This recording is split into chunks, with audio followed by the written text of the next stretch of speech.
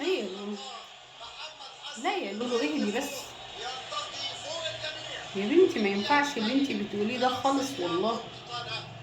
احنا ملناش بركه الا بيهم يا لولو.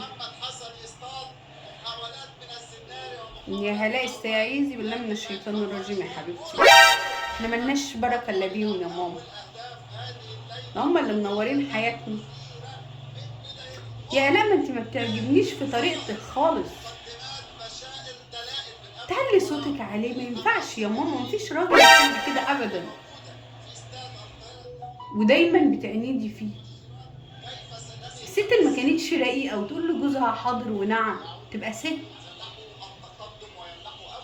ايوه طبعا، الا العلم.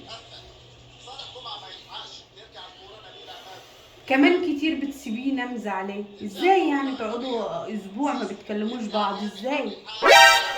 ازاي يا بنتي؟ انت ما تدخليش الجنه الا برضاه. لا لا لا يا الاء، لا لا، ده انا مستحيل اعمل كده، مستحيل. انت عارفه انا اقصى زعليه ازعلها انا وعلاء ما فيش ساعه وانا اللي اروح واقول له اسفه حتى لو انا مش غلطانه.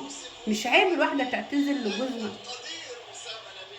مستحيل اعلي صوتي مهما ما اكون متعصبه.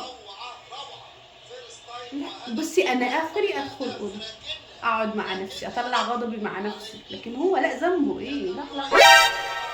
انت ما تعرفيش قد ايه هما بيتعبوا بره عشان خاطرنا، يبقى لازم احنا نوفر لهم الراحه جوه البيت.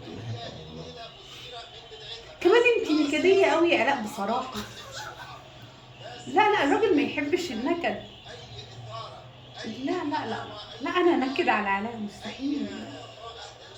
طب انا انكد عليه ليه لما هو موفر لي كل حاجه؟ انكد عليه ليه؟ يا بنتي يا بنتي، رضا ربنا من رضا الزوج يا بنتي. مستحيل ينام يوم زعلان، مستحيل. ما اعرفش انام اصلا. لا لا لا لا لا ابدا. انت اصلا ما تعرفيش ان في الاخره بشهاده جوزك دي هي اللي هتدخلك الجنه. استنى علاء، نعم. لو انا مت، ايه؟ لو انا مت وانت وقفت بين ايدين ربنا وهتشهد في حق، سألك عن اخلاقي هتقول عشان ايه؟ حقك دي عشان تخش الجنه ولا النار يعني؟ اه. مم.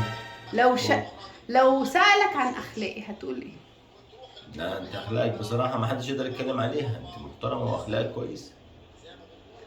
عن انا عامة، هل انا بزعلك بنيمك يوم زعلان او انكد عليك او اعصبك اطلعك عن شعورك؟ هل انا ست نمامة، ست مش مراعية ربنا فيك؟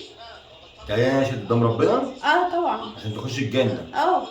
انت عايزين اشهد قدام ربنا دلوقتي، انا واقف قدام ربنا وعايزين اشهد عشان انت تخش الجنه. اه. وانا اللي هدخلك الجنه. اه. وانت عشان انت تخش الجنه انا هخش النار يا ابن